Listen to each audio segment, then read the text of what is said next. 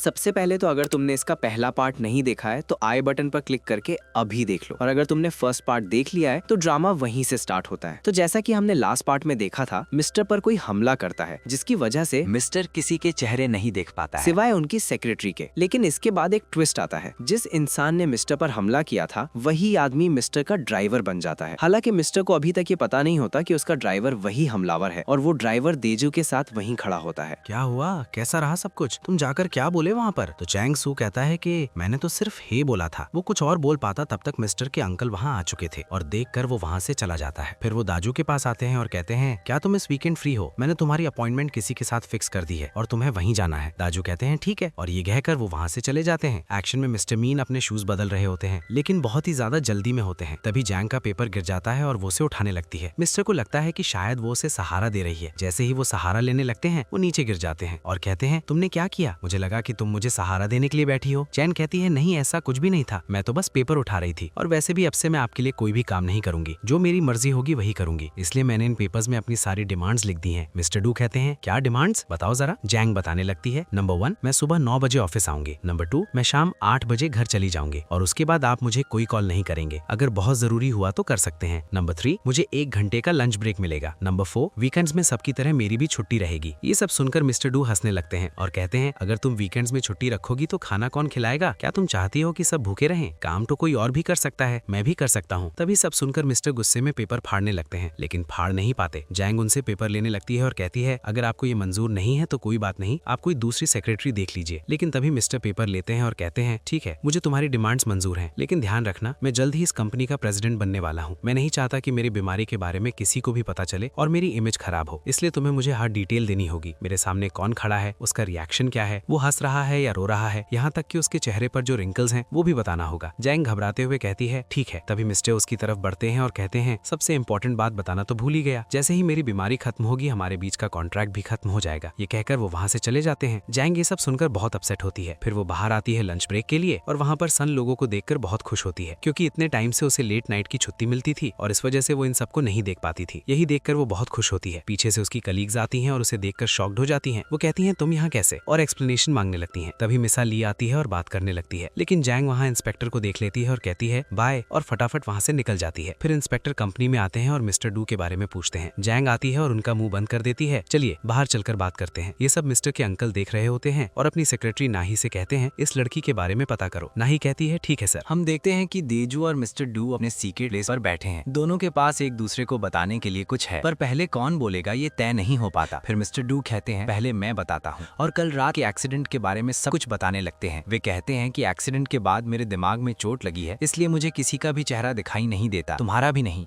देजू पूरी तरह शॉक्ड हो जाता है। देजू पूछता है कि क्या तुमने उस क्रिमिनल का चेहरा देखा था और क्या वो पकड़ा गया? मिस्टर डू कहते हैं कि उन्होंने चेहरा देखा तो था, पर अभी तक वो पकड़ा नहीं गया। तभी इंस्पेक्टर आते हैं और सबको पुलिस स्टेशन ले जाकर सीसीटीवी फुटेज दिखाते हैं, जिसमें वो क्रिमिनल किसी के साथ खड़ा दिखता है। इंस्पेक्टर पूछते हैं कि क्या ये देखकर वे देजू पर इल्जाम लगा रहे हैं कि वो इन सब में शामिल था? देजू घबराकर अपनी बात बताने लगता है। वो बताता है कि वो दूर से मिलने आया था, तभी उसकी सेक्रेटरी मिस ली का कॉल आया और उसे जाना पड़ा। थोड़ी देर बाद वो वापस आया, पर मिस्टर डू वहाँ नहीं थे और उसका फोन भी बंद हो गया था, इसलिए उसने किसी आदमी का फोन मांगा था। अगर उसे पता होता कि वही कल्प्रिट है तो वो उसे छोड़ता नहीं। इंस्पेक्टर कहते हैं, ठीक है, अपनी डायरी में अपनी सेक्रेटरी का नंबर लिखो। देजू घबराकर नंबर लिखने ही वाला था कि मिस्टर डू उसे रोक देते हैं और कहते हैं, कोई जरूरत नहीं, इस इन्वेस्टिगेशन को यहीं रोक दो। ये सुनकर इंस्पेक्टर भड़क जाते हैं और कहते हैं कि क्या वे उन्हें समझा रहे हैं? कभी कहते हैं इन्वेस्टिगेशन शुरू करो, कभी कहते हैं कि हम आपके आदेशों पर बैठे हैं। फिर अचानक कहा जाता है कि कंपनी में अभी वोटिंग चल रही है और अगर ये मामला बाहर गया तो दोनों की इमेज खराब होगी, इसलिए इन्वेस्टिगेशन यहीं रोकना चाहिए। सभी सहमत हो जाते हैं और आगे कुछ कहा नहीं जाता। अगले सीन में दोनों कार में बैठे होते हैं। मिस्टर डू कहते हैं, तुमने कहा था कि तुम 8 बजे छुट्टी लेकर चली जाओगी, पर अब बहुत लेट हो गया और तुम अभी तक नहीं गई। जॉन्ग मुस्कुराकर कहती है, हाँ आपने सही कहा, पर आदत हो गई है ना। मिस्टर डू चिढ़कर पूछते हैं, क्या मैंने तुम्हें वो बात बोली थी? जॉन्ग हंसकर कहती है, कौन सी बात? और ये सुनकर जॉन्ग बहुत मुस्कुरा रही होती है। अगले दिन मिस्टर घर आते हैं और उनकी माँ उन्हें एक लड़की की फोटो दिखाकर कहती है कि अब जल्दी शादी कर लो। मिस्टर कमरे में आकर उस फोटो को देखते हैं, पर उसे चेहरा दिखाई नहीं देता। वे कहते हैं, तुम कैसी दिखती हो मुझे कुछ भी पता नहीं। फिर उन्हें उस फोटो में दिखने वाली लड़की से मिलवाया जाता है। उसका नाम वेरोनिका पार्क है, जो किसी पार्क की प्रेसिडेंट है और बहुत ही अतरंगी व्यक्तित्व की है। उसका सिग्नेचर शब्द ऑसम है। दूसरी तरफ का जोंग से सारी बात जानने के लिए उसे थिएटर लेकर आती है। जोंग ने जैसे ही थिएटर का नाम सुना वो कहने लगती है कि वो इस थिएटर में बिल्कुल नहीं जाएगी और वहां से जाने लगती है। वेरोनिका उसे रोकती है और कहती है तुम बताओ तो हुआ क्या है। तब जोंग थिएटर को देखते हुए बताती है कि 3 साल पहले वो वेरोनिका पार्क की सेक्रेटरी थी। उन्होंने ऐसे ऐसे काम किए कि मैं क्या ही बताऊं। उनकी वजह से मुझे भी बहुत प्रॉब्लम फेस करनी पड़ती थी। कभी कभी तो मुझे उनकी तरह बनकर सबसे बात करनी पड़ती और कॉल अटेंड करना पड़ता। इससे मैं बहुत परेशान हो गई थी, इसलिए मैंने ये जॉब छोड़ दी। लेकिन अच्छा ही हुआ कि मैंने वो जॉब छोड़ दी। फिर जंग मुस्कुराने लगती है और हान भी खुश होने लगता है। तभी वेरोनिका पार्क कहती है क्या तुम कोई जॉब करती हो? अगर नहीं करती तो वैसे भी मैं एक सेक्रेटरी ढूंढ रही हूँ, तुम ये जॉब कर लो। और वैसे भी हम दोनों पहले से एक दूसरे को जानते हैं तो कोई प्रॉब्लम नहीं होगी। जंग डरते डरते कहती है नहीं नहीं, उसकी जरूरत नहीं है, मैं पहले से ही सेक्रेटरी हूँ और मेरी जॉब बहुत अच्छी है, मुझे यही पसंद है। तभी वेरोनिका पार्क को किसी का कॉल आता है। कॉल रखने के बाद वो पूछती है चलो बताओ तुम्हारे बॉस का नाम क्या है? जंग कहती है मिस्टर मोबाइल्स के डायरेक्टर। ये सुनकर वेरोनिका पार्क कहती है क्या सच में? तब तो हमारी मुलाकात फिर से होगी। और ये कहकर वहाँ से चली जाती है। नेक्स्ट दिन मिस्टर के पास वेरोनिका पार्क की फोटो आती है। उसे देखकर जंग डर जाती है। मिस्टर डू पूछते हैं क्या तुम इसे जानती हो? जंग कहती है नहीं, मिली तो नहीं हूँ, लेकिन इसके बारे में सुना बहुत है। अगर मुझे पहले पता होता कि वो है तो मैं कभी मिलने नहीं जाती, लेकिन अब सब कुछ फिक्स हो गया है तो क्या ही कर सकते हैं। मिस्टर कहते हैं कल रात 9 बजे होटल किंगडम में अपॉइंटमेंट फिक्स कर दो और उसे वहाँ बुला लो। इसी बीच मिस्टर डू के अंकल कहते हैं क्या तुमने उसके बारे में पता लगाया? नाही कहती है नहीं। तो अंकल कहते हैं अगर मेरी प्रेसिडेंट की सीट हाथ से गई तो तुम्हारा रिन्यूअल कॉन्ट्रैक्ट भी कैंसिल हो जाएगा। नाही कहती है सॉरी सर, मैं 1 हफ्ते में पता करके आपको बताती हूँ। मिस्टर कुछ नंबर याद कर रहे होते हैं। तभी जंग आती है और पूछती है आप क्या याद कर रहे हो? मिस्टर बताते हैं ये सारे एम्प्लॉइज की हाइट है, मैं उनकी हाइट से उन्हें पहचानूंगा। जंग कहती है ये याद करना बहुत मुश्किल होगा, इससे अच्छा तो आप सबके हेयर स्टाइल पर ध्यान दो। फिर दोनों बैठकर एम्प्लॉइज के हेयर स्टाइल पर डिस्कशन करने लगते हैं और मजाक भी उड़ाते हैं। उधर डॉक्टर मिस्टर से कहते हैं तुम सिर्फ एक इंसान का चेहरा देख पा रहे हो और वो भी तुम्हारी सेक्रेटरी का, ऐसा कैसे हो सकता है? तुम्हारे ब्रेन में चोट लगी है इसलिए तुम किसी का चेहरा नहीं देख पा रहे, लेकिन सिर्फ उसी का कैसे? क्या वो लड़की हमेशा एक ही परफ्यूम लगाती है या यूनिफॉर्म पहनती है? मिस्टर कहते हैं नहीं, यूनिफॉर्म तो नहीं पहनती, लेकिन रेड कलर का कुछ हमेशा पहनती है। डॉक्टर कहते हैं तो यही वजह है, तुम्हारा ब्रेन जानता है कि वो रेड ड्रेस पहनने वाली लड़की कौन है, इसलिए तुम्हें उसका चेहरा क्लियर दिखता है। ये सुनकर मिस्टर जंग को घूरने लगते हैं। एक्सपेरिमेंट करने के लिए उसे ऑफिस में बुलाते हैं और कहते हैं जल्दी से जाकर ड्रेस बदल कर आओ। जंग कपड़े बदल कर आती है। जैसे ही वो पलटती है मिस्टर देखते हैं कि उसका चेहरा क्लियर नहीं दिख रहा। ये देखकर मिस्टर डू को डॉक्टरों की सारी बात समझ में आ जाती है और वो थक कर बैठ जाते हैं। नेक्स्ट सीन में जंग मिस ली से बात करती है। वो पूछती है मेरी गुड बाय पार्टी वाले दिन आप क्यों नहीं आई? मिस ली कहती है मेरी मॉम की तबीयत ठीक नहीं थी इसलिए मैं अपने होम टाउन गई थी। ये सुनकर जंग को बहुत अजीब लगता है। दूसरी तरफ हैमस्टर पार्टी के लिए रेडी हो रहे होते हैं और कहते हैं वो चमकदार कपड़े पहनकर आएगी, इतना काफी है। फिर वो जंग से कहते हैं क्या तुम इस ड्रेस में हमारे साथ जाओगी? और उसे तैयार करने लगते हैं। जंग उन्हें कॉल करती है लेकिन कॉल नहीं लगता। फिर वो वेरोनिका पार्क की सेक्रेटरी को कॉल करती है और पूछती है क्या वो होटल किंगडम पहुंच गई? सेक्रेटरी बताती है नहीं, वो प्रिंसेस होटल गई है। ये सुनकर जंग शॉक्ड हो जाती है और फटाफट वहां से निकल जाती है। वेरोनिका पार्क प्रिंसेस होटल पहुंचती है और वहां डेजू होता है। तभी जंग का कॉल आता है आपको प्रिंसेस होटल नहीं होटल किंगडम जाना था। वेरोनिका को याद आता है कि उसे किसी अंकल का कॉल आया था और इसी वजह से कंफ्यूज हो गई थी। वो जंग से कहती है अब तुम सब कुछ हैंडल कर लो, वैसे भी पहले भी तुम वेरोनिका पार्क बनकर मेरी प्रॉब्लम सॉल्व करती थी तो इस बार भी कर दो। और कॉल काट देती है। ये सुनकर जंग बहुत परेशान हो जाती है। दूसरी तरफ जंग भागते हुए मिस्टर के पास जाती है और सब कुछ बताने वाली होती है, लेकिन तभी मिस्टेक उसे वेरोनिका पार्क समझकर कहने लगते हैं कि मैं कितनी देर से तुम्हारा वेट कर रहा था। जंग शॉक है और वो कहती है क्या? थोड़ी देर में उसे सारी सिचुएशन समझ आ जाती है। फिर वो उन्हें सच बताने जा रही होती है, लेकिन तभी मिस्टर उसके लिए चेयर पुल करते हैं। ये देखकर उसे अपने सारे सपने याद आते हैं कि कोई उसके लिए भी चेयर पुल करे, वो भी किसी बड़े होटल में किसी के साथ बैठकर खाना खाए। यही सब सोचकर उसका माइंडसेट बदल जाता है। जैसा कि हमें पता है उसने पहले भी बहुत बार ऐसा महसूस किया है।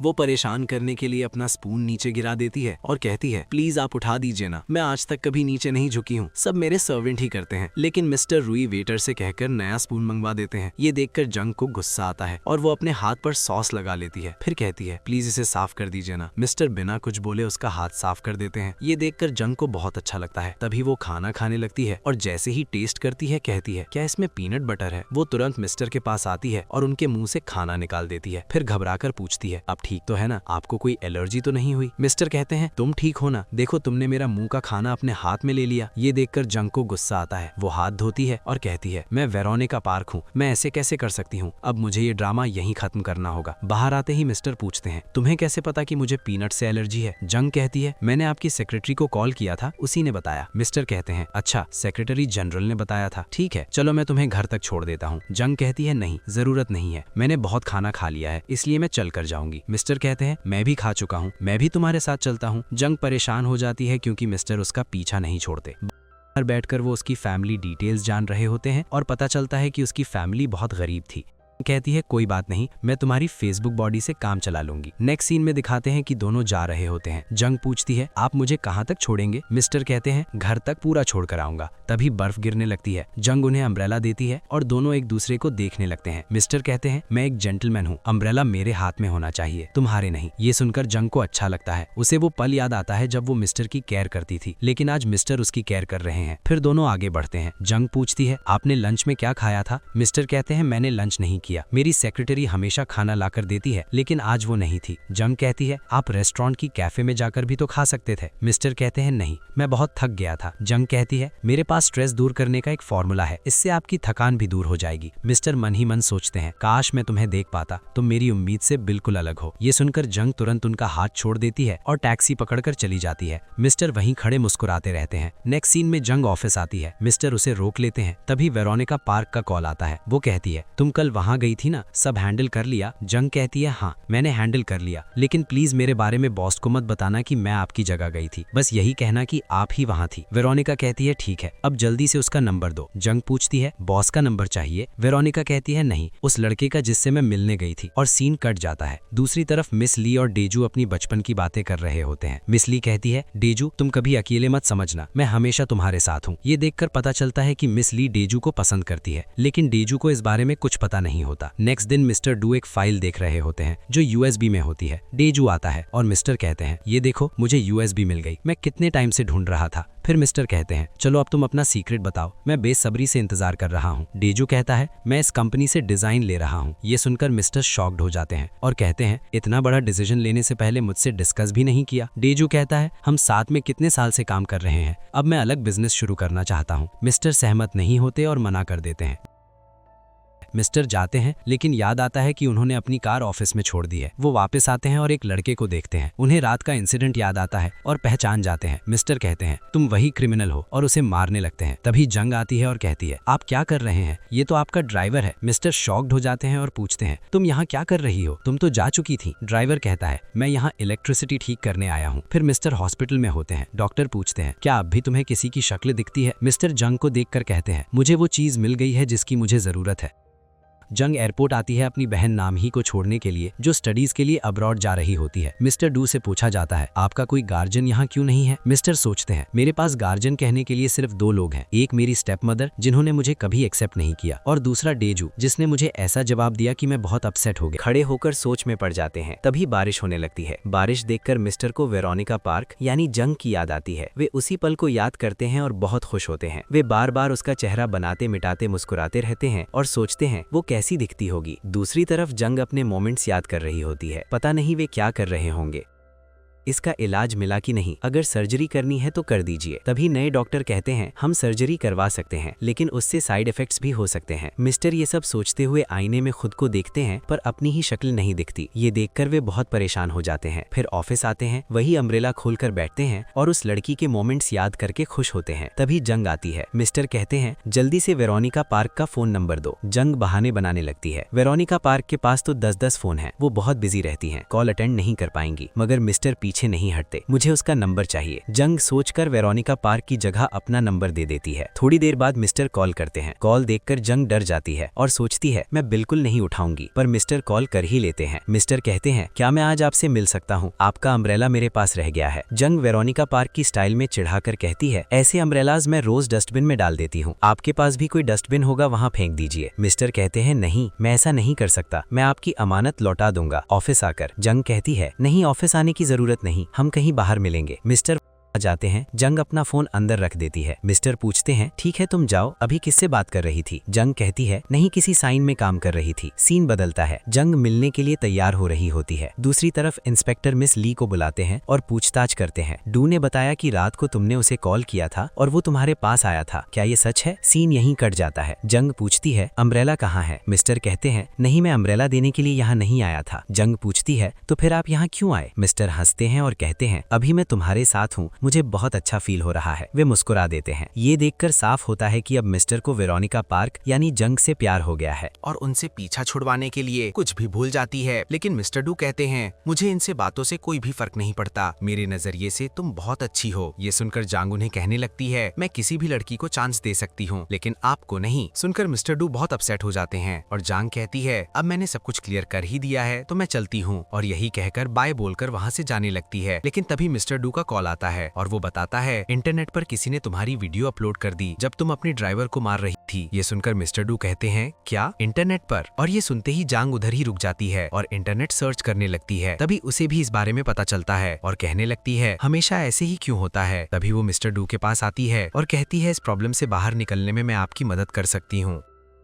उसके इंसान का घर ढूंढते हुए आते हैं जिसने वो वीडियो अपलोड की थी और साथ ही जांग कहने लगती है मेरी बहुत ही पहचान है और मैं आपकी सारी प्रॉब्लम चुटकी में सॉल्व कर दूंगी। तभी मिस्टर डू कहने लगते हैं ये सब बातें सुनकर लगता तो नहीं है कि तुम मुझसे नफरत करती हो। लेकिन जांग कुछ नहीं कहती और ये दोनों यहाँ घर के बाहर बैठ जाते हैं और उस आदमी का वेट करने लगते हैं। तभी जांग कहने लगती है हाँ तो बहुत ठंड है। तभी मिस्टर डू अपना कोट उतार कर उसे देने लगते हैं तो जांग कहती है नहीं उसकी जरूरत नहीं है। तभी मिस्टर डू जांग से चिपक कर बैठ जाते हैं और कहने लगते हैं कि पेंगुइन्स भी एक दूसरे के चिपक कर रहते हैं ताकि उनका बॉडी टेम्परेचर मेंटेन रहे। ये सुनकर जंग उन्हें देखकर कहती है तुम दिन भर जानवरों की बातें करते रहते हो, कभी इंसानों की बात कर लिया करो। तभी मिस्टर डू उसका हाथ पकड़कर अपने हाथ के नीचे दबा लेते हैं और कहते हैं अब तुम्हारे हाथ ठंडे नहीं रहेंगे, गर्म हो जाएंगे और मुझे भी बहुत गर्मी लग रही है। ये सुनकर जंग बहुत नर्वस हो जाती है और फटाफट वहाँ से उठकर चली जाती है। उसी वक्त वो आदमी आता है जिसे देखकर जंग कहती है अब आप हैंडल कर लीजिएगा, मैं जा रही हूँ, और वहाँ से चली जाती है। मिस्टर आदमी से कहते हैं जो वीडियो तुमने इंटरनेट पर अपलोड किया था प्लीज डिलीट कर दो, वो सब एक मिसअंडरस्टैंडिंग थी। वो आदमी जवाब देता है तुम्हें परेशान होने की जरूरत नहीं है, मैंने वो पोस्ट डिलीट कर दी थी। पोस्ट करने के बाद मुझे खबर मिली कि मेरे अंकल की डेथ हो गई। तब मुझे समझ आ गया कि अगर मैं किसी के साथ बुरा करूंगा तो मेरे साथ भी बुरा होगा, इसलिए मैंने पोस्ट हटा दी। अब तुम टेंशन फ्री होकर घर जाओ। मिस्टर डू और जंग बर्फ में चिपक कर बैठे होते हैं और जंग वही सपना खड़ी होकर किसी और इंसान के साथ देखती है। जैसे ही वो उठती है वो डर जाती है, लड़का चिल्लाने लगता है और जंग तुरंत सॉरी बोलकर वहाँ से निकल जाती है। फिर वो ऑफिस आती है। तभी मिस्टर उसके रास्ते में आकर कहते हैं क्या बात है, आज तो तुम बहुत ग्लो कर रही हो, लगता है कल रात अच्छी नींद ली थी। जंग कहती है ये बात छोड़िए, आपको पता है ना आज हमें क्या काम करना है। दोनों साथ निकलते हैं और वहाँ खड़े होकर मिस्टर डू सभी लोगों को उनके हेयर स्टाइल और हाइट से पहचानने लगते हैं। हर किसी का नाम सही बताते हैं जिससे डेजू बहुत खुश होता है। जंग कहती है आज बोर्ड मीटिंग है, अगर आप इसी तरह मेहनत करते रहेंगे और सबको अच्छे से पहचानते रहेंगे तो आपको कोई दिक्कत नहीं आएगी, किसी को भी पता नहीं चलेगा कि आपको कोई बीमारी है। मीटिंग चल रही होती है। तभी सभी डायरेक्टर्स कहते हैं कि सुबह हमारे पास एक वीडियो आया है जिसने हमारी राय बदल दी है। मिस्टर डू वो वीडियो देखते हैं, वही वीडियो जिसमें वे अपने ड्राइवर पर हमला करते दिख रहे हैं। सभी कहते हैं ये एक मिसअंडरस्टैंडिंग थी, आप लोग समझिए। लेकिन कुछ लोग कहते हैं ये नहीं चल सकता, अब तुम्हें रिजाइन करना होगा। मिस्टर डू कहते हैं मैं रिजाइन नहीं करूंगा, मैंने कहा था कि ये मिसअंडरस्टैंडिंग है इसलिए मैं रिजाइन नहीं करूंगा। फिर वे कहते कहते भावुक होकर कहते हैं मुझे किसी की भी शक्ल नहीं दिख रही, कौन मेरे साथ है कौन नहीं मैं नहीं जानता। उनके अंकल कहते हैं तुम्हारे पास चॉइस है, या तो तुम रिजाइन कर दो भाई तुम्हारे लिए बेहतर होगा, नहीं तो हम डायरेक्टर्स की सहमति लेंगे। अगर 6 डायरेक्टर्स हाथ उठाते हैं तो तुम्हें पीछे हटना होगा। सभी डायरेक्टर्स खड़े होते हैं, कुल मिलाकर 5 पहले से खड़े थे और छठा भी हाथ उठा देता है। ये देखकर मिस्टर डू बहुत अपसेट हो जाते हैं। बाद में वे दोनों ऑफिस में आते हैं। मिस्टर पूछते हैं तुमने ऐसा क्यों किया? राजू कहता है तुमने खुद से रिजाइन नहीं किया इसलिए ये लोग तुम्हें जीने नहीं देंगे। तुम्हें 3 साल पहले क्या हुआ था याद नहीं? तुम्हारी बीमारी को लेकर कितना हंगामा हुआ था और तुम्हारे बारे में क्या क्या कहा गया था। अब भी कुछ बिगड़ा नहीं है, नेक्स्ट बोर्ड मीटिंग में सब कुछ हैंडल कर लेना, सब ठीक हो जाएगा। मिस्टर कहते हैं ठीक है मैं समझ गया, पर पहले बताओ कि तुमने कंपनी छोड़ने की बात क्यों कही। सीन कट जाता है। अगला सीन दिखता है। डेजू के पास आती है और कहती है मैंने इंस्पेक्टर को सब कुछ सच बता दिया। राजू पूछता है तुमने क्या बताया? कहती है मैंने बताया कि रात को मैं अपनी मॉम के पास अपने होम टाउन गई थी, मैं आपसे बिल्कुल नहीं मिली थी। राजू कहता है ठीक है। दूसरी तरफ जंगसू दिखता है। उसे पता चलता है कि जो यूएसबी वो लाई थी वो गलत थी। वो अपने बॉस से माफी मांगता है और कहता है सॉरी बॉस, मैं उसे फिर से ढूंढने की कोशिश करूंगा, मेरी गलती हुई। तुम बचपन से उनके साथ हो फिर भी ये सब हुआ। 3 साल पहले का फ्लैशबैक दिखता है। प्रेसिडेंट वोटिंग चल रही होती है। एक डायरेक्टर खड़े होकर मिस्टर डू के बारे में बुरा भला कहता है और कहता है इनकी प्रिस्क्रिप्शन मेरे पास है, इससे साफ पता चलता है कि ये मेंटली और फिजिकली हेल्दी नहीं है। मिस्टर शॉक्ड होते हैं और कहते हैं मेरी सर्जरी 20 साल पहले हुई थी, उसका अभी से कोई लेना देना नहीं है। उन्हें याद आता है कि वे अपनी सेक्रेटरी के साथ रेगुलर चेकअप के लिए डॉक्टर के पास गए थे और अपनी प्रिस्क्रिप्शन अपनी सेक्रेटरी को दे दी थी। वही प्रिस्क्रिप्शन अब डायरेक्टर के हाथ में है। डायरेक्टर कहते हैं ऐसे फिजिकली और मेंटली अनहेल्दी इंसान को हम कंपनी नहीं सौंप सकते। ये सुनकर मिस्टर डू बहुत शॉक और हैरान होते हैं। उनकी मॉम कहती है ड्राइवर को भी फायर कर दो, नहीं तो ये लोग तुम्हें बेइज्जत करके निकाल देंगे। मिस्टर बहुत अपसेट होते हैं। तभी जंग कॉल करती है और बाहर आती है। जंग कहती है मैंने सुना है कि आप रिजाइन करने वाले हो, मैं चाहती हूँ कि आप रिजाइन ना करें। मिस्टर कहते हैं अच्छा, क्योंकि तुम्हारी जॉब भी चली जाएगी। जंग कहती है नहीं, ऐसा नहीं है, मैं इसलिए बोल रही हूँ क्योंकि मुझे पता है कि आप कितने हार्ड वर्किंग और कंपैटिबल हैं इस प्रेसिडेंट की जॉब के लिए। मैं चाहती हूँ कि आप हार न माने और इस सब का सामना करें। मुझे पता है आप टैलेंटेड और इंटेलिजेंट हैं। आपने सबकी हेयर स्टाइल और हाइट से पहचान लिया कि कौन कौन है। अगर आप इतनी मुश्किल काम कर सकते हैं तो ये सब आपके लिए कुछ भी नहीं है, आप चुटकियों में सॉल्व कर देंगे। ये सुनकर मिस्टर डू को बहुत अच्छा महसूस होता है और मोटिवेट होते हैं। मीटिंग में सब लोग होते हैं। मिस्टर कहते हैं मुझे रेजिग्नेशन के बारे में कुछ कहना है। लोग कहते हैं तुमने सही डिसीजन लिया है, मगर मिस्टर कहते हैं मैं रिजाइन नहीं कर रहा। ये सुनकर सभी दुखी होते हैं। मिस्टर कहते हैं सब लोग इस रेस में साथ दौड़ते हैं, देखते हैं कौन पहले आता है। ये कहकर वे ऑफिस में आते हैं, नर्वस लेकिन डिटर्मिन्ड। जंग कहती है सबसे पहले हमें ऑफिस बदलना होगा ताकि हम पर कोई नजर न रख सके। मिस्टर कहते हैं ठीक है। नेक्स्ट सीन, जंग घर आती है और अपने भाई को मिस्टर डू का कोट पहने हुए देखती है, वही कोट जो उसने हॉस्पिटल से लाया था। वो चिल्लाती है ऐसे कैसे तुम किसी का कोट पहन सकते हो। तभी कोट की जेब से यूएसबी ड्राइव निकलती है। जंग कहती है लगता है मिस्टर भूल गए थे, मैं उन्हें दे दूंगी। यहाँ पता चलता है कि एक लड़की ऑडिशन दे रही होती है और ऑडिशन ले रही होती है वेरोनिका पार्क। वो लड़की कोई और नहीं जंग की बहन होती है, जिसे जंग ने अब्रॉड पढ़ाई के लिए भेजा था, पर वो यहीं आकर ऑडिशन दे रही होती है। दोनों के बीच किसी बात पर बहस हो जाती है और वे लड़ने लगती हैं। वेरोनिका पार्क उसे ऑडिशन से बाहर कर देती है। नेक्स्ट सीन, ऑफिस वाले अपना सारा सामान लेकर एक होटल में शिफ्ट हो जाते हैं। तभी का कहती है आपका कोट मेरे पास रह गया था, वही जो आपने हॉस्पिटल में छोड़ा था, उसमें से यूएसबी ड्राइव निकली थी जो मैं लाना भूल गई थी, अगली बार दे दूंगी। ये सब जंग खड़ी होकर सुन रही होती है। वे लोग अपना सामान कमरे में रखते हैं। जंगसू कहता है मैं तुम्हें घर तक छोड़ देता हूँ। जंग कहती है नहीं, उसकी जरूरत नहीं है, मैं यहीं रहूंगी, और उसे बाय बोलकर भेज देती है। दोनों कमरे में बैठकर काम करने लगते हैं। मिस्टर कहते हैं पता नहीं वो क्या कर रही होगी, तुम वेरोनिका पार्क की बात कर रहे हो, लगता है तुम उसे पसंद करने लगी हो। मिस्टर उसे देखकर कहते हैं क्या तुम अपने बॉस को ऐसे ही समझ रही हो, क्या मैं किसी से मिलकर उसे पहली ही बार में पसंद कर लूंगा, तुम्हारी बातों से तो ऐसा ही लग रहा है। मिस्टर आगे कहते हैं वैसे सही बात है, वो एक अच्छी फैमिली से है, रिच भी है और कंपैटिबल भी, शायद नेचुरल है कि मैं उसे पसंद करूं। फिर वे कहते हैं चलो मुझे बहुत नींद आ रही है, मुझे मत उठाना, और वहां से चले जाते हैं। थोड़ी देर बाद जंग उनके पास आती है और कहती है मुझे आपके साथ ऐसा नहीं करना चाहिए, मुझे बहुत बुरा लग रहा है, अगर आपको ये सब पता चल गया तो आपको बहुत तकलीफ होगी, पर मैं ये सब अपने हार्ड वर्क से कर लूंगी। ये कहते कहते वो भावुक हो जाती है। मिस्टर उसे देखते हैं पर जंग डर जाती है और बाथरूम की ओर भाग जाती है। मिस्टर पूछते हैं ठीक है तो बता सकती हो वेरोनिका पार्क कैसी दिखती है, उसकी आंखें, नाक, होंठ कैसे हैं? जंग आईने में खुद को देखकर वेरोनिका पार्क का वर्णन करती है। मिस्टर आराम से बैठकर सुनते हैं। तभी वेरोनिका आती है और कहती है तुमने इतनी जल्दी बुलाया कि मैं लिपस्टिक लगाना भी भूल गई। मिस्टर चिढ़ाकर कहते हैं तुमने लिपस्टिक लगाना भूल गई, वो तो तुम्हारे दांतों पर लग गई है। दोनों हंसते हैं। वे लंच के लिए जाते हैं। थोड़ी देर सो जाती है और उठती नहीं। लड्डू उसे देखकर कहता है तुम कितनी खूबसूरत हो, सच में बहुत ब्यूटीफुल हो। लड्डू जंग को वेरोनिका समझ रहा होता है, क्योंकि जंग ने अभी रेड स्वेटर नहीं पहना था, इसलिए उसका चेहरा क्लियर नहीं दिख रहा था। लड्डू सोचता है मैं सपने में हूँ, तुम्हारा चेहरा देख रहा हूँ, तुम कितनी प्रिटी हो। जंग चौंक कर कहती है अगर मेरे पास पैसे और फैमिली नहीं हो तब भी क्या तुम मुझे एक्सेप्ट करोगे, क्या तब भी मैं तुम्हें प्रिटी लगूंगी? ये सुनकर मिस्टर डू होश में आते हैं और कहते हैं क्या अभी उठो। जंग चिल्लाकर कहती है आप क्या कर रहे हो, आप मुझे वेरोनिका पार्क कैसे समझ सकते हो? फिर वो रेड स्वेटर पहनकर कहती है अब तुम बहुत सो चुकी हो, जाओ काम पर लग जाओ। मिस्टर कहते हैं ठीक है और वहां से चले जाते हैं। जंग ये सब सोचकर बहुत खुश होती है। 2 हफ्ते बाद का सीन, कंपनी में प्रेसिडेंट के लिए वोटिंग चल रही होती है। इंस्पेक्टर्स भी वहां पहुंच जाते हैं। मिस यू कहती है आप बहुत नर्वस लग रहे हैं, टेंशन लेने की जरूरत नहीं। मिस्टर कहते हैं नहीं ऐसी कोई बात नहीं, मुझे नर्वस होने की जरूरत नहीं, क्योंकि वैसे भी मुझे किसी का फेस दिखेगा नहीं तो डरने की कोई बात नहीं। मिस यू उन्हें ऑल द बेस्ट कहती है और दोनों हॉल में पहुंचते हैं। वहीं वेरोनिका पार्क भी आती है और जंग के पास बैठ जाती है। जंग उसे देखकर बहुत डर जाती है, अगर मिस्टर उसे पहचान ले कि ये वेरोनिका पार्क है तो बड़ी मुश्किल हो जाएगी। जंग वेरोनिका से कहती है प्लीज अगर ये मीटिंग इतनी इंपॉर्टेंट नहीं है तो क्या आप यहाँ से चली जाएंगी? वेरोनिका जवाब देती है क्या तुम मुझे जाने के लिए कह रही हो? तुम्हें पता है ना तुम्हारे बॉस की क्या हालत है, जितनी भी चांसेस हैं मैं चुटकियों में सारे शेयर्स खरीद कर तुम्हारे बॉस को जितवा सकती हूँ, क्या तुम मुझे यहाँ से जाने के लिए कहोगी? कर मिस्टर रोके देखते हैं, तभी उन्हें एहसास होता है कि यहाँ सबके चेहरे क्लियर दिख रहे हैं। मीटिंग के एक दिन पहले का दिखाता है, जहां पर जंग बहुत मेहनत कर रही होती है और 2 हफ्ते से मिस्टर डू के साथ यहीं पर होटल में रह रही है, जिससे कि उसका भाई घर पर अकेला था। और वो कह रहा होता है, जब भी मैं बाहर से आता हूँ तब मुझे कोई ग्रेवी चीज मिलती है, क्या यहाँ पर कोई चोर आता है? और चेक करने लगता है। तभी कहता है, लगता है मैं ज्यादा ही सोच रहा हूँ। तभी यहाँ पर जंग का सीन दिखाता है, जिससे वो USB ड्राइव मिल चुकी है। नेक्स्ट सीन दिखाते हैं, यहाँ पर जंग बैठी होती है। तभी मिस्टर डू उसे देखकर डर जाते हैं और कहते हैं, तुम क्या कर रही हो? तुमने तो मुझे डरा ही दिया। तभी जंग कहती है, कल स्टॉक होल्डर मीटिंग है और आपको उसकी बिल्कुल भी टेंशन नहीं है। तो फिर मिस्टर डू बाहर निकलते हैं और जब उनकी बॉडी को देखकर जंग उन पर टॉवल लपेट देती है। ये देखकर मिस्टर डू उसे देखने लगते हैं और उसकी इंसल्ट करने लगती है और उसे दूर रहने के लिए कहने लगती है, मैं उसके साथ बचपन से हूँ, मैं ऐसे उसे छोड़कर नहीं जा सकता। तभी वो उसे पैसे देने लगती है और कहती है, ये लेकर तुम मुझसे दूर चले जाओ। को बहुत बुरा लगता है और वहां से बिना कुछ बोले चली जाती।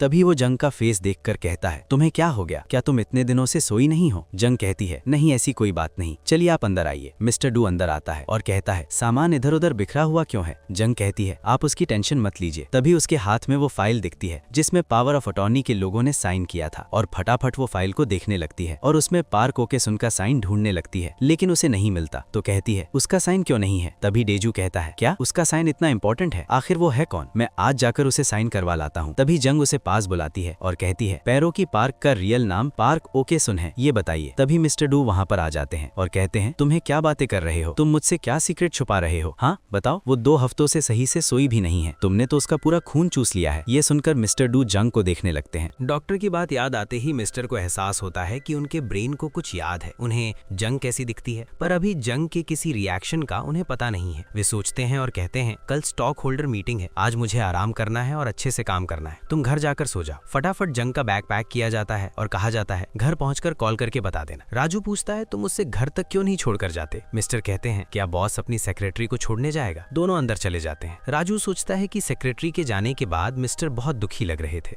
मिस्टर कहते हैं, ऐसा कुछ नहीं है, मैं अपनी सेक्रेटरी को आराम देना चाहता था, वो मेरे साथ दोस्त की तरह काम कर रही है और मैं भी इंसान हूँ, कोई दैव नहीं कि उसे परेशान करता रहूं। राजू फिर पूछता है, क्या तुम सच में उसे डेट नहीं कर रहे? मिस्टर मुस्कुराकर कहते हैं, नहीं, मैं किसी और को डेट कर रहा, पर वो बहुत अच्छी और प्रिटी है, पहली बार मिलते ही मुझे पसंद आ गई और उसकी आवाज भी जानी पहचानी लगती है। राजू कहता है, ठीक है, फटाफट उससे कॉल करो, मुझे भी उसकी आवाज सुननी है। मिस्टर कहते हैं, नहीं अभी नहीं, कल मीटिंग है, मैं अपना ध्यान नहीं भटकाऊंगा, मीटिंग के बाद मैं तुम्हें मिलवाऊंगा। वहीं वेरोनिका पार्क साइन आती है, वो कहती है, मैं तुम्हें दे रही हूँ, इसके बदले तुम मुझे क्या दोगे? मिस्टर कहते हैं, ठीक है, हम दोनों साथ में डिनर पर चलेंगे। वेरोनिका चिढ़कर कहती है, सिर्फ डिनर के बदले 1000 शेयर? ठीक है। वो साइन करने लगती है, फिर रुककर कहती है, लड़कों के चक्कर में मैं कई बार गलत डिसीजन ले लेती हूँ, ये डिसीजन सही है या गलत मुझे समझ नहीं आ रहा। मिस्टर कहते हैं, डिसीजन बिल्कुल सही है। दोनों एक दूसरे को देखते हैं। तभी जंग को कॉल आता है, मैंने कहा था ना घर पहुंचकर कॉल करना, तुमने क्यों नहीं किया? तुम खर्राटे मारकर सो रही हो। जंग कहती है, क्या आप क्या बोल रहे हैं? मिस्टर कहते हैं, तुम चली गई और मुझे यहाँ नींद नहीं आ रही थी। जंग कहती है, ये मेरी गलती नहीं, आपने ही मुझे भेजा था, वैसे भी मीटिंग के बाद मैं लंबी छुट्टी लूंगी और सोजू के साथ ग्रिल क्लेम खाऊंगी। ये सुनकर मिस्टर को नींद आ जाती है। अगले सीन में दोनों नर्वस हैं और एक दूसरे को मोटिवेट कर रहे हैं। मीटिंग के लिए वेरोनिका भी आती है। इंस्पेक्टर्स पहुंचते हैं और मिस ली को इन्वेस्टिगेशन के लिए बुलाते हैं। राजू कहता है, मीटिंग के बाद मैं आपके साथ चलूंगा। मीटिंग शुरू होती है। वेरोनिका जंग के पास बैठ जाती है। जंग डर जाती है, अगर मिस्टर उसे पहचान लें कि ये वेरोनिका पार्क है तो मुश्किल हो जाएगी। जंग वेरोनिका से विनती करती है, अगर ये मीटिंग इतनी इंपॉर्टेंट नहीं है तो क्या आप यहाँ से चली जाएंगी? वेरोनिका कहती है, क्या तुम मुझे जाने के लिए कह रही हो? तुम्हें पता है तुम्हारे बॉस की क्या हालत है, मैं अमीर हूँ, चुटकियों में सारे शेयर्स खरीद कर तुम्हारे बॉस को जितवा सकती हूँ, क्या तुम मुझे यहाँ से जाने के लिए कहोगी? मिस्टर रुके खड़े होते हैं और देखते हैं कि अब उन्हें सबके चेहरे क्लियर दिख रहे हैं। वे खुश होते हैं, फिर अचानक सबके चेहरे फिर से गायब हो जाते हैं और वे नर्वस हो जाते हैं। मिस्टर बोलते हैं, जो वीडियो आपने देखा वो एक मिसअंडरस्टैंडिंग थी, मेरा ऐसा कोई इरादा नहीं था। कुछ डायरेक्टर्स घबरा जाते हैं और वैसे भी ऐसा तो है नहीं कि किसी से गलती नहीं होती। यहाँ पर बैठे सभी डायरेक्टर्स उसने गलती की है और एक एक करके सभी की वीडियो दिखाने लगते हैं और उनकी गलतियां भी दिखाते हैं, जिससे बहुत सारे डायरेक्टर्स घबरा जाते हैं। अगर आपको फिर भी लगता है कि मैं गलत हूं तो मुझे पनिशमेंट दीजिए, और उनसे माफी मांगने लगते हैं। तभी जंग खड़ी होती है और कहती है, आप अगर माफी मांग रहे हैं तो बाकी डायरेक्टर्स को भी मांगनी चाहिए। जंग की बात से वहाँ पर पैलेंस सभी लोग सहमत हो जाते हैं और एक एक करके डायरेक्टर्स को भी माफी मांगनी पड़ती है। तभी मिस्टर डू कहते हैं, मुझे आप लोगों का फुल सपोर्ट चाहिए, जिससे कि मैं अपनी ड्यूटी अपनी कंपनी की तरफ अच्छे से निभा सकूं। ये सब देखकर जंग यहाँ पर बहुत खुश हो रही होती है। अगले दिन जंग वेरोनिका से कहती है, प्लीज आप मेरी बॉस की मदद कर दीजिए, वो बहुत अच्छे इंसान है। वेरोनिका चिढ़कर कहती है, तुम अपने बॉस को बहुत पसंद करती हो। जंग इनकार करती है।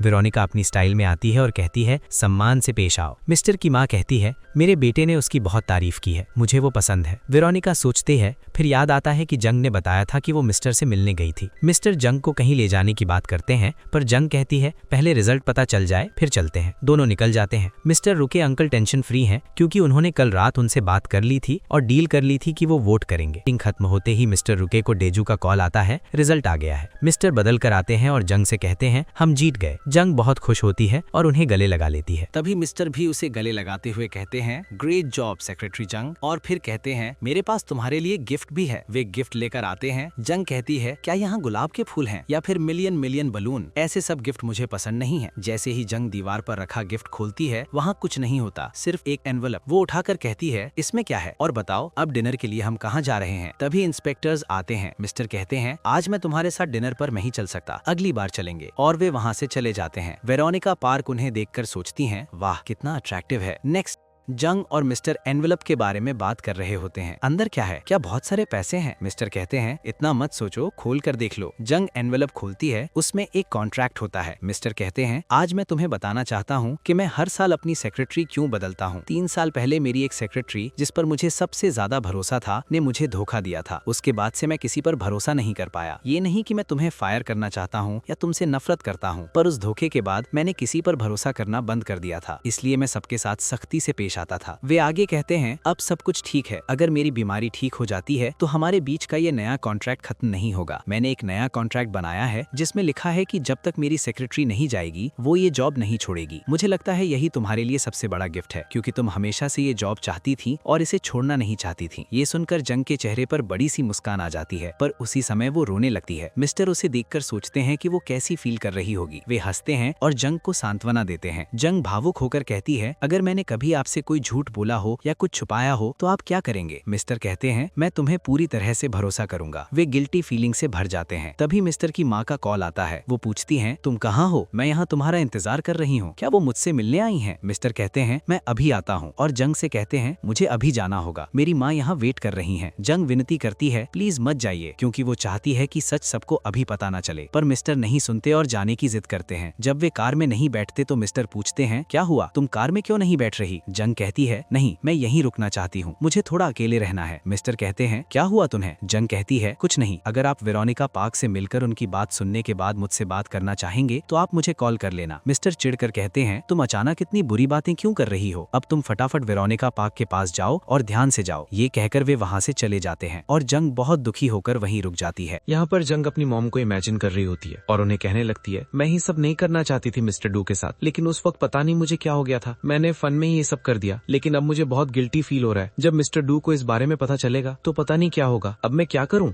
सीन दिखाते हैं। इंस्पेक्टर्स कह रहे होते हैं तुम्हारी सेक्रेटरी से हमने पूछा तो उसने कहा कि रात तुम उससे बिल्कुल भी नहीं मिले थे, तो तुमने झूठ क्यों कहा? देजू कहता है मैंने ऐसा कब कहा कि मैं उससे मिला था, मैंने ये कहा था कि मैं उससे मिलने गया था, लेकिन मैंने ऐसा नहीं कहा था कि मैं उससे मिला था। तो इंस्पेक्टर्स कहते हैं ठीक है तुम जा सकते हो। मैक्सीन दिखाते हैं जंग अपने घर आती है और वो कॉन्ट्रैक्ट को देख रही होती है, सोच रही होती है शायद अब तक सब कुछ पता चल गया होगा। वो ऑफिस आती है लेकिन मिस्टर डू के पास जाने में डर ही लगता है, लेकिन फिर आखिरकार अंदर जाती है, लेकिन मिस्टर डू को सामने देखकर वो डर जाती है, लेकिन तभी कहने लगती है मुझे पता है कि आपको सब कुछ पता चल गया है, आपको जो मुझसे पूछना है वो पूछ सकते हो। मिस्टर डू कहते हैं तुम क्या बोल रही हो, आज तुम इतनी लेट कैसे आई? और तभी कल रात का सीन दिखाता है जब मिस्टर डू वेरोनिका पार्क से मिलने के लिए आते हैं, लेकिन तब तक वो वहाँ से जा चुकी होती है। फिर मिस्टर डू जंग से बिल्कुल नॉर्मली बात कर रहे होते हैं। ये सब देखकर जंग बहुत हैरान हो जाती है, सोचती है मिस्टर ने अभी तक कुछ कहा क्यों नहीं। एक सीन दिखाते हैं डॉक्टर गू मिस्टर डू से कह रहे होते हैं क्या तुम्हें और कोई इंसान दिखा या फिर नहीं? तभी मिस्टर डू कहते हैं सिर्फ एक इंसान को दिखता है मुझे, लेकिन स्टॉक होल्डर मीटिंग वाले दिन मुझे अचानक से सभी लोगों के फेस एकदम क्लियर दिखने लगे थे, लेकिन वो उसी पल के लिए हुआ था। तो डॉक्टर गू कहते हैं तो बहुत अच्छी बात है, लेकिन अब तुम्हें अपना ब्लड प्रेशर बढ़ाना होगा। और तभी उसे एक बॉक्स देते हैं, कहते हैं इसे पहन लो, ये तुम्हारे ब्लड प्रेशर बढ़ाने में मदद करेगा। तभी मिस्टर डू कहते हैं अब मुझे ये भी पहनना पड़ेगा। और तभी डॉक्टर गू मिस्टर डू को एक वॉच देते हैं, कहते हैं इससे तुम अपना ब्लड प्रेशर चेक कर सकते हो और तुम्हारा ब्लड प्रेशर 140 होना चाहिए या फिर उससे ऊपर। ये तो मेहनत करो कि तुम्हारा ब्लड प्रेशर किसी भी तरीके से बढ़े। मिस्टर डू कहते हैं ठीक है। वेरोनिका पार्क बहुत ही ज्यादा गुस्से में होती है क्योंकि देजू ने उसे डिनर के लिए मना कर दिया और इसी वजह से लेटर पत्र लिख रही होती है, लेकिन तभी वहाँ पर जंग की बहन नामी आ जाती है और फिर से दोनों की बहस होने लगती है। तभी नामी कहती है, अब ये सब बातें छोड़ो, तुम मुझे ये बताओ कि मुझे एक स्टार बनने के लिए क्या करना पड़ेगा। इस पर वेरोनिका पार्क कहती है, क्या इतना सब होने के बाद अभी भी तुम एक्सपेक्ट कर रही हो कि मैं तुम्हारी हेल्प करूंगी। तभी नामी कहने लगती है, मुझे एक स्टार बनना है, चाहे कुछ भी हो जाए। मेरी बहन के साथ जिसने भी बुरा किया है, उसके साथ गलत किया, उसे इंसल्ट किया, उसे सबको मैं घुटनों पर लाकर आना चाहती हूँ, इसलिए मैं स्टार बनना चाहती हूँ। ये सुनते ही वेरोनिका पार्क उसके पास आती है और कहती है, क्या ये तो एक रेपुंज़ल स्टोरी है और मुझे रेपुंज़ल स्टोरी बहुत पसंद है। और ये कहकर उसे अपनी सीट पर बिठा देती है। कहती है, अब तुम मेरे लिए काम करोगी, न्यू कॉन्ट्रैक्ट पर साइन करो।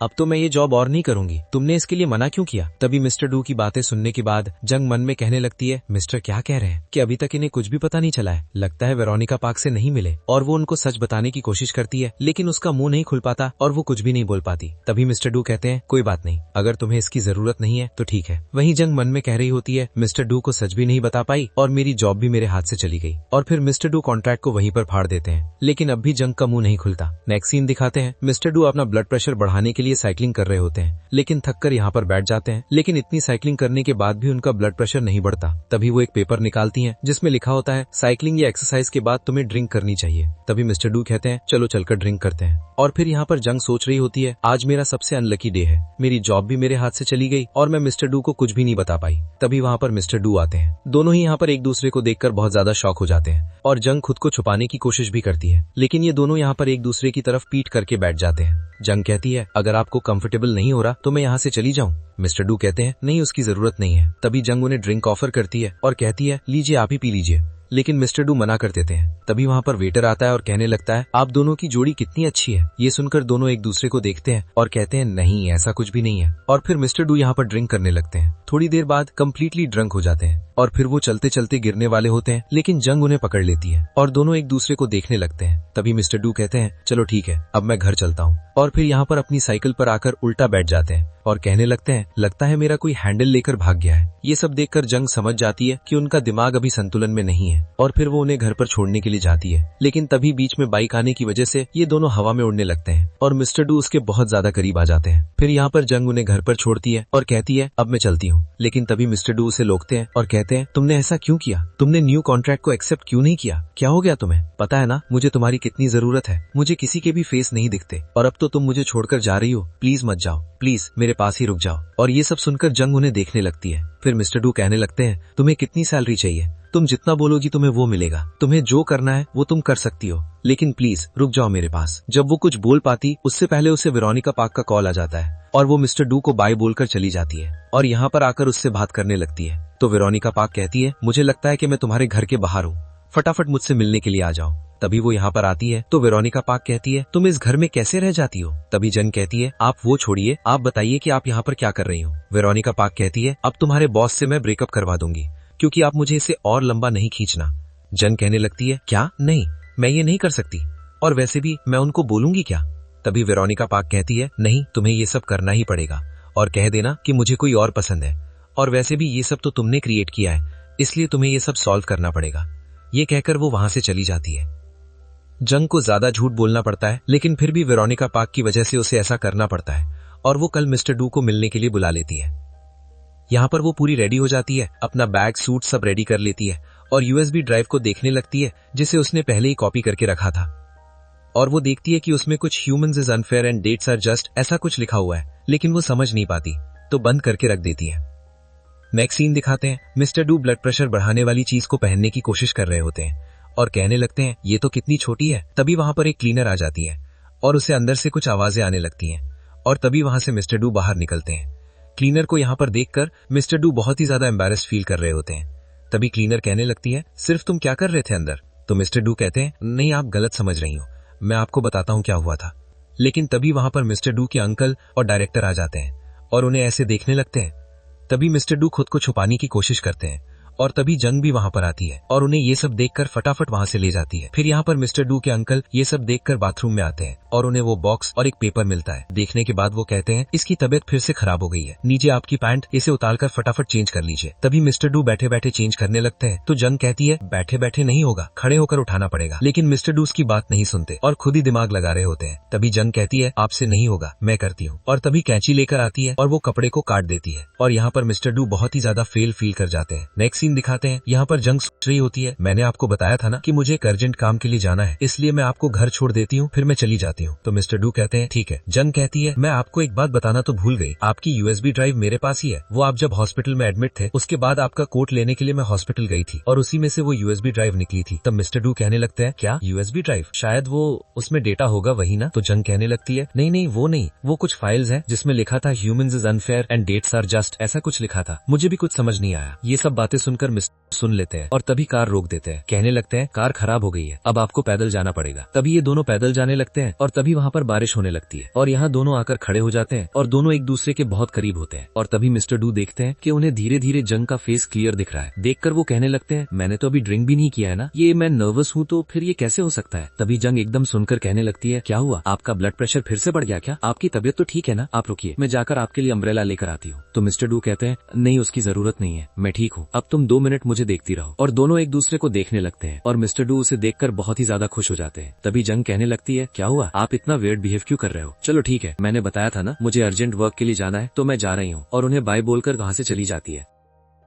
जंग वेरोनिका पार्क बनकर मिस्टर डू के पास मिलने के लिए आती है और मिस्टर डू को यहाँ पे लग रहा होता है कि उन्हें अब वेरोनिका पार्क का फेस क्लियर दिखेगा, लेकिन ऐसा नहीं होता। ये देखकर वो बहुत ज्यादा हैरान हो जाते हैं और जंग को उसी पोजीशन में खड़ा करते हैं जैसे पहले जंग खड़ी थी, लेकिन अब भी उन्हें उसका फेस क्लियर नहीं दिखता। तभी वेरोनिका पार्क यानी जंग कहती है मैं आपको यहाँ पर ये बोलने आई हूँ, मैं आपके साथ ब्रेकअप करना चाहती हूँ क्योंकि मुझे कोई और पसंद है। ये सुनकर मिस्टर डू कहने लगते हैं क्या कोई और, कौन है वो, क्या वो मुझसे बेहतर है। तभी जंग कहती है हाँ मेरे लिए है, इसलिए मैं आपसे ब्रेकअप करना चाहती हूँ। और ये कहकर वहाँ से जाने लगती है। तभी मिस्टर डू उसे रोकते हैं और कहने लगते हैं तुम्हें मुझसे ब्रेकअप करना है तो कर लेना, लेकिन प्लीज ये 12 घंटे मेरे साथ बिता लो, इसके बाद भी अगर कुछ नहीं होता तो मैं तुम्हें कुछ भी नहीं कहूंगा, तुम खुशी खुशी चली जाना। जंग कहती है ठीक है। फिर ये दोनों एक दूसरे के साथ टाइम स्पेंड करने लगते हैं और बहुत ही ज्यादा खुश होते हैं। दिखाते हैं वो तो यहाँ पर आते हैं और कहने लगते हैं यहाँ पर तो सभी के आउटफिट्स में है। तभी जंग यहाँ पर कोल्ड ड्रिंक्स लेने के लिए आती है, लेकिन तभी डॉक्टर गू उसे यहाँ पर देख लेते हैं लेकिन कुछ नहीं कहते। तभी उन्हें वहाँ पर मिस्टर डू दिखते हैं और कहने लगते हैं क्या तुम अपनी सेक्रेटरी के साथ आए हो। और मिस्टर डू कहते हैं नहीं तो डॉक्टर गू कहते हैं फिर वहाँ पर काउंटर पे कौन खड़ा है देखो जरा। तभी मिस्टर डू देखते हैं और वो सेक्रेटरी जंग ही होती है।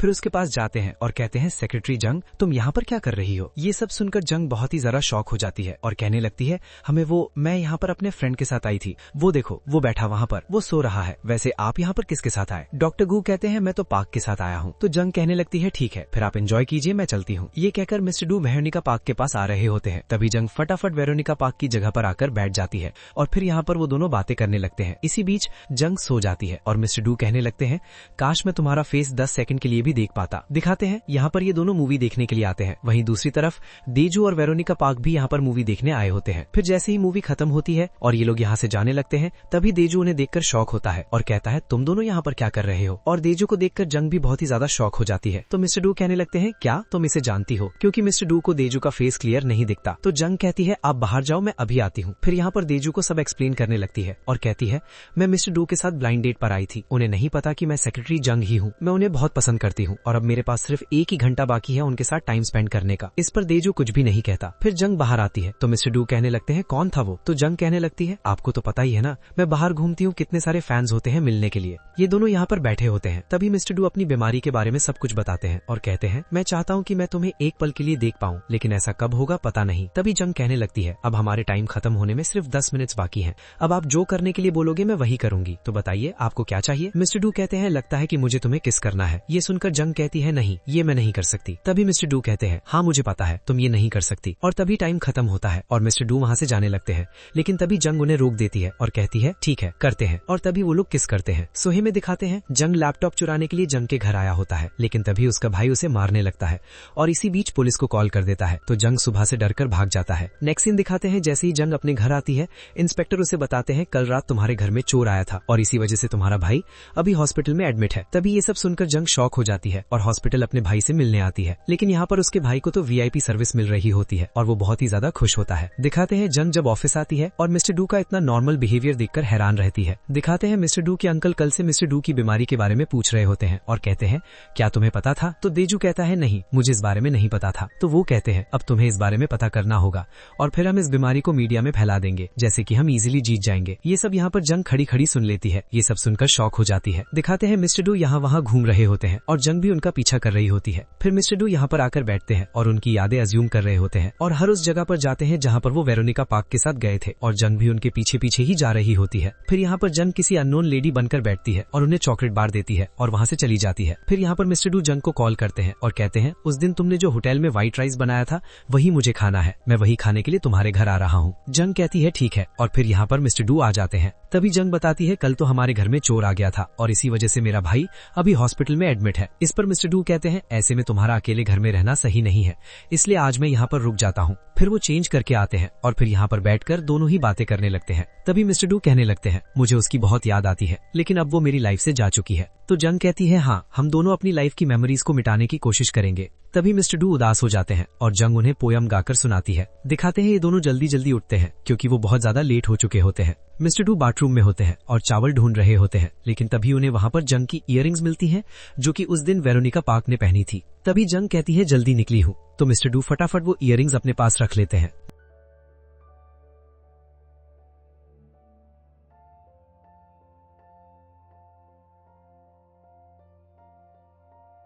हाजिन की कहानी सुनकर वेरोनिका को समझ आ गया कि दोनों माताएं क्यों सोच रही थी कि वो और मिनजुन डेट कर रहे हैं। हाजिन ने वादा भी किया कि वो कल मिनजुन को सब कुछ बता देगी। हाजिन ने सजाएं भी मान ली, पर वेरोनिका ने कहा कि हाजिन ऑफिस आकर उसे ढूंढे। आज रात वेरोनिका सोचकर तय करेगी कि हाजिन को कैसे सजा दी जाए। ये कहकर वेरोनिका देजू के साथ बाहर चली जाती है। इसी बीच वेरोनिका की माँ मिनजुन की माँ को खींचकर बातें करवा रही होती है। वो मिनजुन को सास की तरह देखती है और दामाद की तरह। जब उसने सुना कि मिनजुन ने कहा कि वो और वेरोनिका अलग हो गए हैं, तो वो चाहती थी कि वो वापस जाकर अपनी बेटी को डांट दे। मिसेस पार्क मिनजुन को हिम्मत भी देती हैं कि हार मत मानो। अगली सुबह जब वेरोनिका अभी सो रही होती है, उसकी माँ अचानक उसे जगाने आती है। माँ बताती हैं कि 20 तारीख को तुम्हारी और मिनजुन की शादी है और वो पहले ही इनविटेशन प्रिंट करवाने जा रही हैं। वेरोनिका जल्दी से माँ को रोकती है और 1 महीना और मांगने की गुहार लगाती है। आखिर वो किसी को 1 हफ्ते से ज्यादा डेट नहीं करती। 1 महीने में पता चल जाएगा कि क्या देजू उसके लिए बदल गया है। माँ सहमति दे देती है। फिर वेरोनिका हाजिन को मॉल लेकर जाती है और उसे कपड़े जूते खरीद कर देती है। वेरोनिका चाहती है कि हाजिन उसकी तरह दिखे ताकि अगले 1 महीने तक हाजिन उसकी जगह बनकर रहे और वेरोनिका देजू को डेट करने पर ध्यान दे सके। हाजिन सहज नहीं होती, उस रिश्ते को छोड़ना उसके लिए आसान नहीं था। वेरोनिका कहती है कि अगर हाजिन मानती नहीं तो अगले महीने की 20 तारीख को उसे मिनजुन का हाथ पकड़कर रैसल पर चलना होगा। इसलिए वेरोनिका हाजिन से विनती करती है कि 1 महीने तक इंतजार करते। घर पर मिनजुन की माँ कपड़े धो रही होती है जब उन्हें एक इयररिंग्स का जोड़ा मिलता है। माँ साफ साफ कह देती है कि वो नकली है, पर मिनजुन ना तो शक करता है कि वेरोनिका असल में हाजिन है और ना ही उसे बुरा लगता है। उसे तो दिल टूट सा जाता है कि उसकी सेक्रेटरी नकली गहने पहन रही है। वो तुरंत डिपार्टमेंट स्टोर जाता है और उसी जैसा असली जोड़ा खरीद लाता है ताकि वो इयररिंग्स वापस सही जगह रख दे। मिनजुन हाजिन के घर जाने का बहाना बनाकर आता है। कहता है कि वो हाजिन के भाई को लेने साथ जाएगा। पहले हाजिन का भाई सुन चुका था कि उसकी बहन को बॉस बार बार ओवर टाइम करवा देता है, इसलिए उसने बदला लेने का मौका लिया। वो ठीक चल सकता था, पर उसने जिद की कि मिनजुन उसे पीठ पर उठाकर ले जाए। हाजिन को बुरा लगा और उसने मिनजुन से कहा कि वो घर जाकर आराम कर ले क्योंकि वो इतना दूर आ चुका है। मिनजुन अपनी मेहनत बेकार नहीं जाने देता। वो बाथरूम जाने का बहाना बनाकर वापस आता और असली इयररिंग्स वहीं रख देता है। जब देजू को पता चलता है कि मिनजुन आज देर से लौटा क्योंकि उसने ये सब किया, तो वो पूछता है कि आखिर उसे फर्क क्यों पड़ता है कि उसकी सेक्रेटरी नकली या असली गहने पहन रही है। देजू को लंबे समय से लग रहा था कि उसका दोस्त अजीब व्यवहार कर रहा है। वो कहता है कि भले ही मिनजुन उस दूसरी लड़की को पसंद होने का दावा करता है, उसकी नजरें हमेशा हाजिन पर रहती हैं। देजू की बात सुनकर मिनजुन भी उलझन में पड़ जाता है। उसे समझ नहीं आता कि हाजिन के साथ होने पर उसका ब्लड प्रेशर क्यों बढ़ जाता है। देजू कहता है कि ये साफ दिख रहा है और सलाह देता है कि वो उस दूसरी लड़की को छोड़ दे और हाजिन को डेट करे। मिनजुन तुरंत इनकार कर देता है। जब देजू ने वेरोनिका का नाम सुना तो वो हैरान रह गया और बार बार पुष्टि करने लगा। जब उसे पता चला कि मिनजुन और वेरोनिका ने किस तक की थी तो वो और भी टूट गया। वो लड़की जो बार बार कहती थी कि उसे मिनजुन पसंद है, असल में उसे धोखा दे रही थी। देजू तुरंत वेरोनिका के साथ अपनी डेट कैंसिल कर देता है। वेरोनिका को इस समय कुछ भी पता नहीं होता। अंत में देजू मिनजुन को चेतावनी देता है, तुम्हें दोनों में से किसी एक को चुनना होगा, वेरोनिका या हाजिन। दोनों को एक साथ नहीं चाह सकते। देजू मिनजुन को 1 दिन देता है सोचने के लिए। आज रात तक जवाब चाहिए। मिनजुन को ये सुनकर भी समझ नहीं आता कि वो दोनों को कैसे पसंद कर सकता है। ये वैसा नहीं कि वो अपने दोस्त से पूछ रहा हो कि उसे माँ ज्यादा पसंद है या पिता। ये तर्कहीन लगता है। मिनजुन भी परेशान है, उसे कारण समझ नहीं आता। पर सच यही था, जब वो वेरोनिका को देखता उसे हाजिन की याद आ जाती। दोनों में समानताएं बढ़ती जा रही थी, खासकर उनकी आवाज में। देजू बहुत निराश होता है। मिनजुन और कुछ समझाता नहीं क्योंकि वो खुद को भी तुच्छ पाता है। अगले सुबह मिनजुन डॉक्टर गू के पास जाकर एक्सरे कराता है। वो देखना चाहता है कि उसके दिमाग में कुछ गड़बड़ तो नहीं। डॉक्टर गू कहते हैं कि उसे ये सोचकर जद्दोजहद करने की जरूरत नहीं कि दिल में कौन है। पहले अपनी शुरुआती भावनाओं को याद करें, बाद में उसे समझ आ जाएगा कि किसे चुनना है। मिंजुन पूरी तरह समझ नहीं पाता कि डॉक्टर गू का आशय क्या था, पर उसे कुछ संकेत जरूर मिलते हैं। शाम को जब मिंजुन घर लौटा, उसकी माँ ने देखा कि वो गहरी सोच में है और समझ लिया कि शायद उसकी और वेरोनिका की किसी बात पर झगड़ा हो गया है।